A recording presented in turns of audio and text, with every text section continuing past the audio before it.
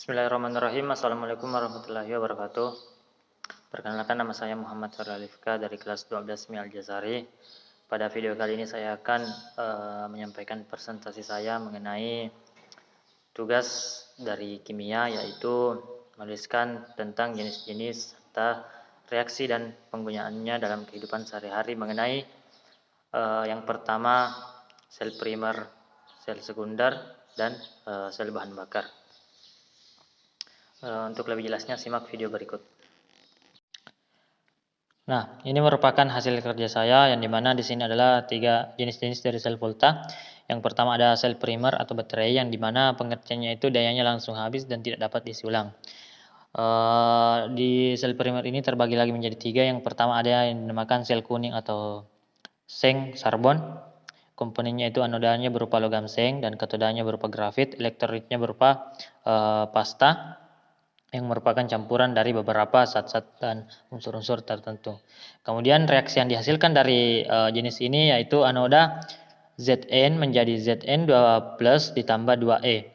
Katodanya 2MnO2 O2 ditambah 2NH4 ditambah 2E menjadi Mn2O3 ditambah 2NH3 ditambah 2H2O.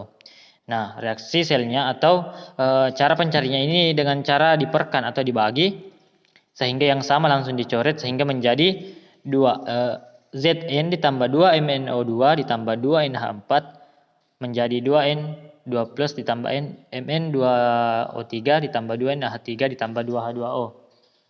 Nah, untuk penggunaannya sel baterai digunakan pada radio, senter, mainan, dan sebagainya.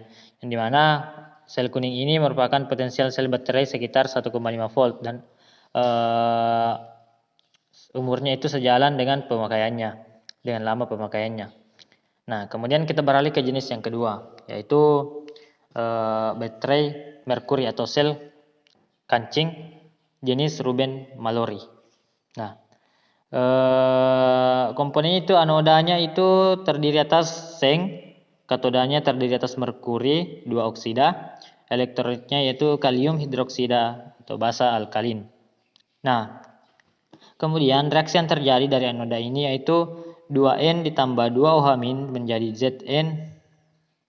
Maksud saya anoda komponennya itu reaksi yang terjadi yaitu anoda sama dengan Zn ditambah 2H2O, 2OH- menjadi ZnO ditambah H2O ditambah 2E. Nah, katodanya HgO ditambah H2O ditambah 2E menjadi Hg ditambah 2OH-. Sehingga menghasilkan reaksi selnya itu Zn ditambah HgO menjadi Zno ditambah Hg. Untuk penerapannya dalam kehidupan sehari-hari, jenis ini yaitu digunakan pada baterai arloji, kalkulator, dan komputer. Nah, namun ada beberapa kasus bahwa jenis ini merupakan jenis yang berbahaya karena mengandung merkuri, sehingga jarang ada pemakaiannya serta pemakaiannya juga mahal. Kemudian kita beralih ke jenis yang ketiga, yaitu baterai perak oksida. Komponen dari ini yaitu anoda terdiri atas seng, katoda terdiri atas perak oksida, dan elektrolit terdiri atas kalium hidroksida atau basa alkalin.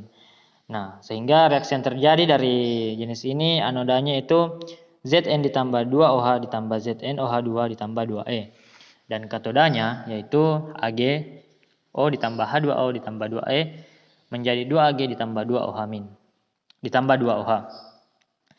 Sehingga menghasilkan reaksi selnya yaitu seperti dengan tadi apabila sama dicoret sehingga menjadi sisa Zn ditambah Ag2O ditambah H2O menjadi OH menjadi ZnOH2 ditambah 2Ag+. Nah, untuk penggunaannya dalam kehidupan sehari-hari terdapat di komponen jam, kamera, dan kalkulator elektronik, dan biasanya harganya lebih mahal. Ini merupakan contoh baterai-baterai yang kecil, yang bundar. Nah, kemudian kita beralih ke jenis sel volta yang kedua, yaitu sel sekunder. Yang dimana sel sekunder adalah sel volta yang dayanya dapat diisi ulang. Nah, terdiri atas beberapa juga, terdiri atas 3. Yang pertama ada sel aki. Sel aki penyusunnya itu anoda, yaitu terdiri atas Pb timah hitam dan katoda PbO2. Elektrolitnya yaitu larutan asam sulfat atau H2SO4. Reaksi yang terjadi saat digunakan ada 2 jenis reaksi. Yaitu yang pertama saat digunakan anodanya yaitu Pb ditambah SO4 2- menjadi Pb SO4 S ditambah 2E.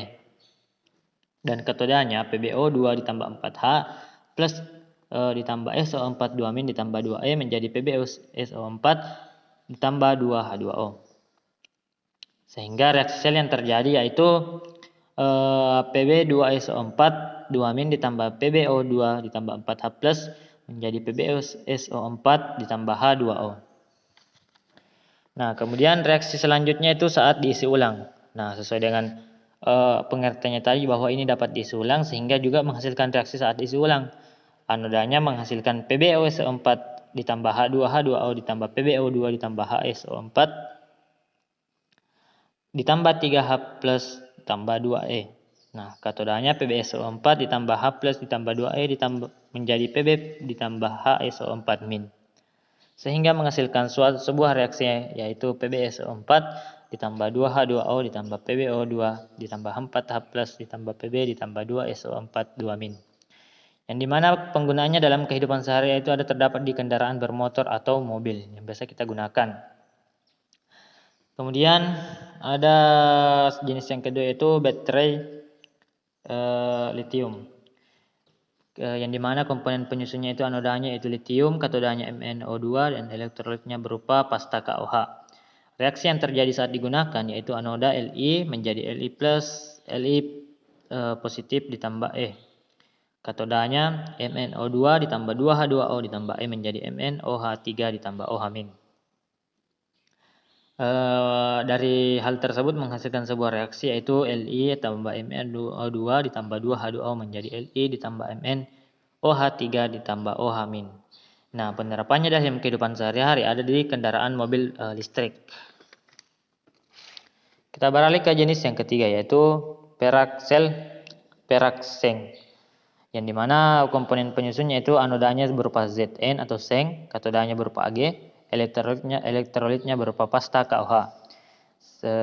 Untuk reaksinya yaitu anodanya menghasilkan reaksi 2Ag ditambah 4OH menjadi 2Ag O ditambah 2H2O dan 4E. Katodanya merupakan MnO2 ditambah 2H2O ditambah E dan MnOH3 ditambah OH-.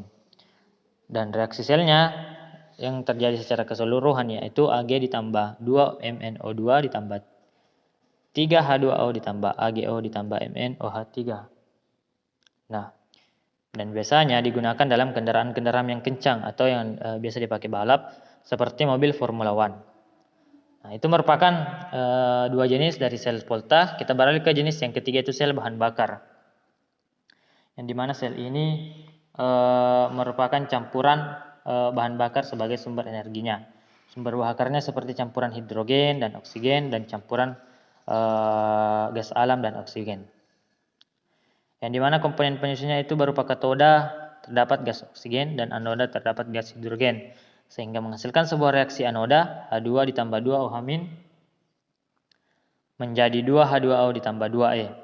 Katodanya O2 ditambah 2H2O ditambah 4E menjadi 4OH-. Sehingga menghasilkan sebuah reaksi sel yang menjadi secara keseluruhan yaitu O2 ditambah 2H2 menjadikan 2H2O.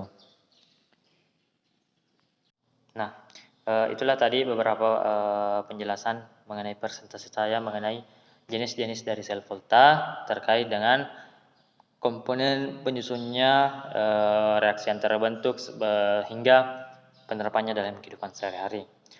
Lebih dan kurangnya mohon dimaafkan. Saya Muhammad Herul Alifka. Wabillahi taufiq wal hidayah. Wassalamualaikum warahmatullahi wabarakatuh.